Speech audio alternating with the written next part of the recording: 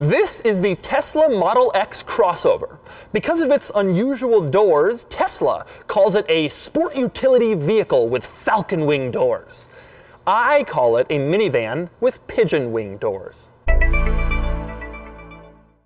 Now, I've borrowed this vehicle using a service called Turo, which is this company that lets you rent other people's cars instead of the usual boring rental cars. Turo gave me a budget to rent cars, and I'm using that budget to review cars that manufacturers otherwise probably wouldn't let me drive. And Tesla surely wouldn't give me a car. After all, I once wrote that the Model S isn't cool anymore. I've argued with their sales proclamations.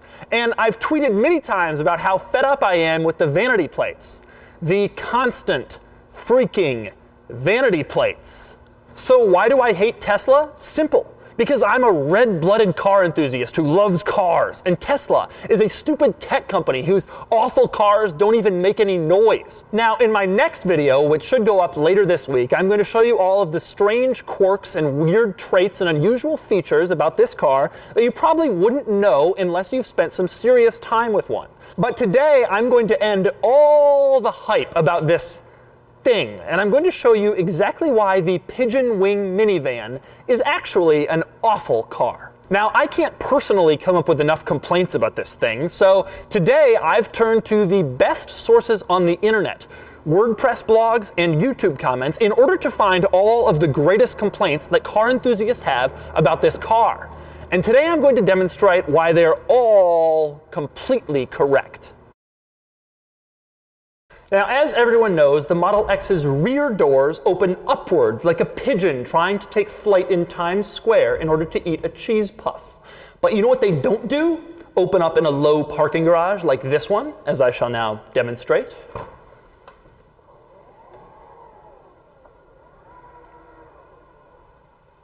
Darn it! Okay, fine, the doors can open in a low parking garage. They'd better be able to. But the biggest problem with the pigeon wing minivan's pigeon wings is that they won't open if you're parked tight and close next to someone. Allow me to demonstrate. I can easily get into this random individual's unlocked car. Takes a little work, but I'm in. No problem. But the pigeon wing minivan's pigeon wings are so big and bulky, there's no way they open in this tiny little space.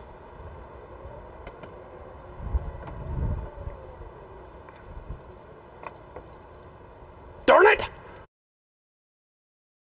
Okay, here is a good complaint. The giant screen that everybody talks about in the middle of the dashboard, it freezes all the time. Allow me to demonstrate.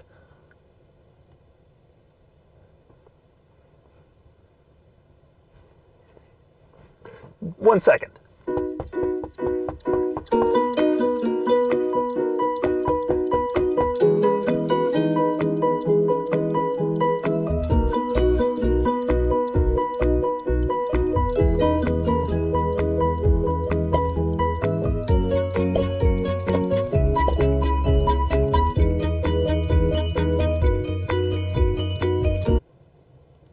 Darn it. Well, I bet it'll freeze tomorrow. Okay, here's a great complaint. Tesla's autopilot system is glitchy. Now, we all know Tesla has had a few problems with their autopilot system, and that's because it is not production ready. It shouldn't be in a production car, open and available to members of the public. And today I'm going to show you just how bad it is. I've rigged up a little test. I have my friend Filippo in the driver's seat of the Model X with autopilot engaged. Now, it isn't going to sense me. It's going to hit me, it's going to injure me, and then I'm going to sue Tesla because the pigeon wing minivan is terrible. Here goes.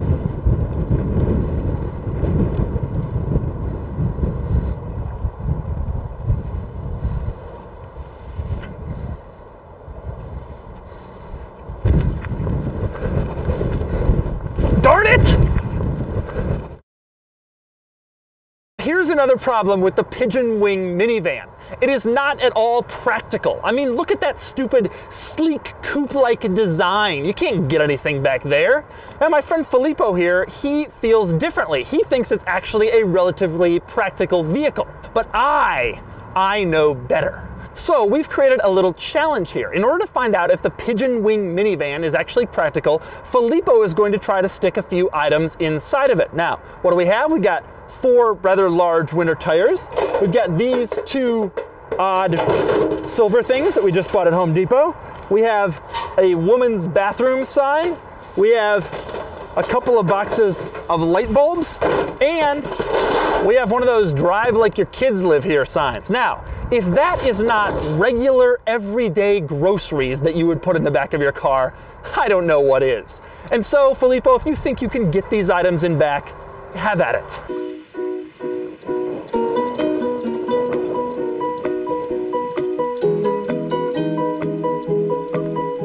Okay, fine. You've gotten the tires in, but you've forgotten about your entire Home Depot cart worth of other items, and there is no more room.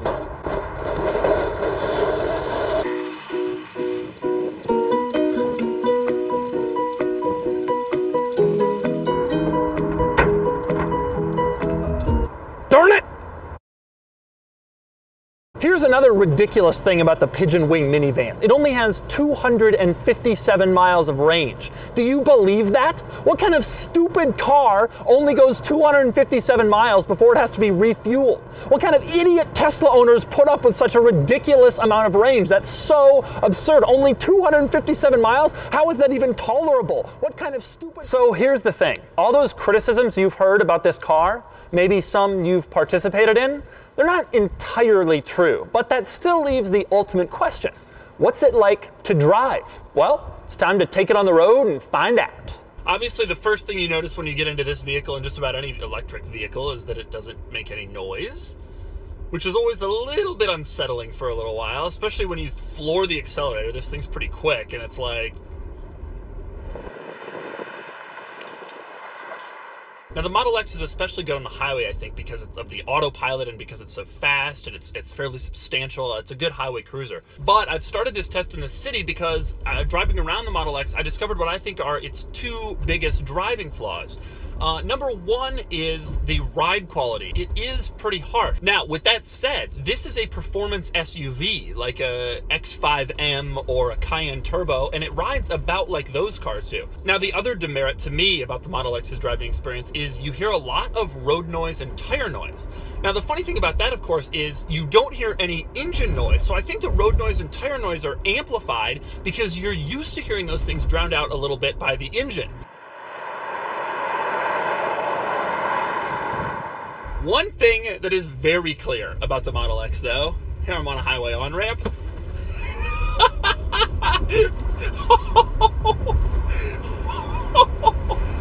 Wow. It is so fast. This isn't even the performance model. This is just the regular 90D. It's not the high performance version. And it is tremendously quick, unbelievably fast. And of course, as everybody knows, electric vehicles have instant torque from the moment you put your foot down, and oh boy, does it feel like that. In terms of handling, I find handling to be pretty impressive for a vehicle this size and this weight. However, steering is vague compared to any performance SUV competitor. One complaint that a lot of people have had about this car is the glass, which actually you can see is above my head. That's still the windshield. That's not a sunroof. People have complained about this. They said that it brings in too much heat, that they don't like it. These people are idiots. They're completely wrong. The windshield glass is awesome. You get this incredible panoramic view over the whole car. It's super, super cool. I wish all cars had it. Another crazy thing about the acceleration, we've just done, 0 to 60. Here's 70 plus, and it still kind of jolts you back in your seat. Now, one thing that's very cool, obviously, this car, like all the Model X's, has autopilot. And so you put it into autopilot, and it does it for you. And I'm going to cover more of this in my quirks video. Obviously, it doesn't actually do what I suggested earlier in the video. The car's not a magnet. If you walk up to it, it won't, back up. But it does work really well on the highway. I've noticed there are a couple issues with autopilot. Yesterday, it tried to change lanes into a car, and maybe it would have stopped itself, but I wasn't ready to find out. It doesn't do red lights, it doesn't do stop signs, that sort of thing, which surprised me. But other than that, it's so cool. On the highway and in heavy traffic, autopilot is the greatest thing in the world because it just works 99.9% of the time, and it works well. With 2 holes of the cruise control stock, you feel like you've transported yourself deep into the future. It's awesome. So my final conclusion? Well, the Model X does have some flaws, but not really so much the ones I showed you before that people seem to get so mad about. First, there's the styling, and regardless of whether or not you personally like it, you have to admit it's been kind of polarizing ever since this car came out. Next, the fit and finish and interior materials aren't quite as good as most luxury brand rivals. Just look at how much wear this driver's seat has after only 8,400 miles traveled. It's also pretty easy to notice things like the misaligned trim and panels that don't quite fit right. But that's part of the price you pay for being an early adopter of a brand new car with a lot of brand new features. And then there's my biggest personal gripe, which is the roof rack situation. Now, because of these trick doors, you can't mount a roof rack on this thing. Instead, Tesla suggests that you try to do this. I personally find that laughable, and so will anyone who's ever actually used a roof rack. It's a bit like calling your landlord and telling him that your toilet's broken, and he says, hey, just use the sink. But in general, I think this thing is pretty cool. And I say that as someone who has made fun of Tesla and its cars and its obsessive owners and their stupid vanity plates in the past.